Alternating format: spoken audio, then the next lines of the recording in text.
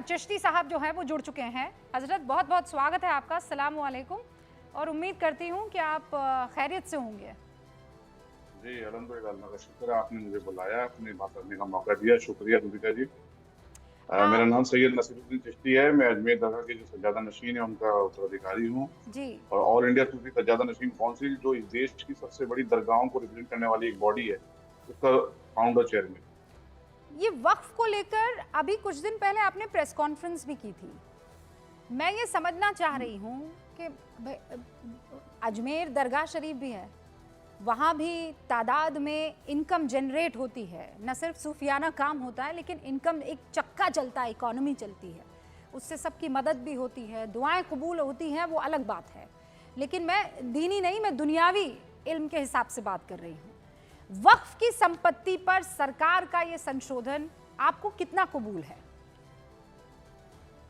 मुझे तो 100% ठीक है। हमारी डिमांड थी, हम तो कई मेमोरेंडम दे चुके हैं कि सरकार को वक्फ एक्ट में अमेंडमेंट किया जाए।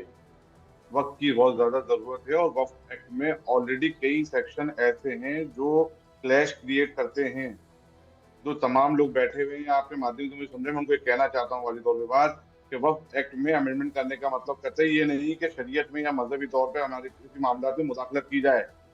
अगर मुदाखलत मानते हैं तो 1954 में एक्ट बना तो मुदाखलत उसी वक्त हो गई थी। देखिए, ये एक संस्था है, एक इंस्टीट्यूशन है जिसको बोला जाता है वक्फ बोर्ड। उसके मैनेजमेंट को लेके एक एक्ट बनाया गया 1954 के अंदर। फिर 19 उस बड़े पैमाने पर कई अमेंडमेंट हुए, लेकिन बड़े पैमाने पे 1995 के अंदर एक्ट कायम हुआ, बड़ा कई अमेंडमेंट करके। उसके बाद में उसमें कुछ अमेंडमेंट करके 2013 के अंदर कर दिया गया। देखिए, हो क्या रहा है कि जो वक्फ किया जाता है, एक शख्स वक्फ कर रहा है कि भाई मैंने इसको अल्लाह की राह में वक्फ कर दिया। वक्फ अलग औलाद तो अलग बात है कि उसकी औलाद में बढ़ेगा, उसकी आमदनी जो भी होगी इस्तेमाल वो करेंगे। वक्फ अगर अल्लाह है तो अल्लाह की राह में वक्फ किया गया, तो उस डोनर का जो वाकिफ है उसकी मंशा ये है कि मेरी इस प्रॉपर्टी का इस्तेमाल फलाह बहबूदी के काम में किया जाएगा, गरीब गुरबाओं की मदद में किया जाएगा। ये कहते हैं ये प्रॉपर्टी उसकी इस्तेमाल होगी, इसकी आमदनी जो होगी वो गरीब गुरबाओं में बांटी जाएगी।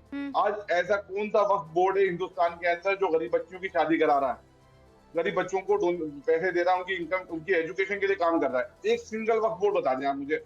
और जो लोग भी इसकी मुखालिफत करते हैं उनसे ये पूछा जाए कि दरगाहों से बड़ा स्टेक होल्डर वक्फ का कौन है इस देश के अंदर। हम एग्जाम्पल है, हम भुगत रहे हैं, हमें मालूम है 50 साल से वक्फ बोर्ड ने क्या हाल कर रखा है। हम मुझे और जो बड़ी दरगाहें ठीक है, वो सज्जादा नशीन मजबूत है, तो छोटी दरगाहें उन सज्जादा नशीनों को तो कमरे के बाद बाबू लोग खड़ा करते हैं। और क्लर्क की पोजीशन ये है कि 50-50 साल तक एक ही ऑफिस में कायम है और वो दाई बन चुका उसके लिए की, उसको मालूम है किसको कब ब्लैकमेल करना है। मतलब हमारे बुजुर्गों ने किसी ने वक्फ कर दी गलती से प्रॉपर्टी, तो उसको एक ईंट कमरे के अंदर नहीं लगाने देंगे। उसकी एप्लीकेशन जाएगी, तब मैं मरम्मत कराना चाहता हूँ, तो जब तक बिल्डिंग गिर जाएगी, जब तक वो एप्लीकेशन डिसाइड होकर आएगी वहां से। और जितना पैसा आ रहा है, आज ये हुकूमत जो ला रही है, हमने डिमांड की थी, हमने दरगाह बोर्ड की भी डिमांड करी, क्योंकि वक्फ एक्ट के अंदर दरगाही कल्चर, सूफी कल्चर को डिस्क्राइब नहीं किया हुआ है। हम चाहते हैं कि दरगाह के कस्टम ट्रेडिशन को उसमें अलग से डिस्क्राइब किया जाए। अगर नहीं है तो दरगाह बोर्ड अलग से बना दिया जाए।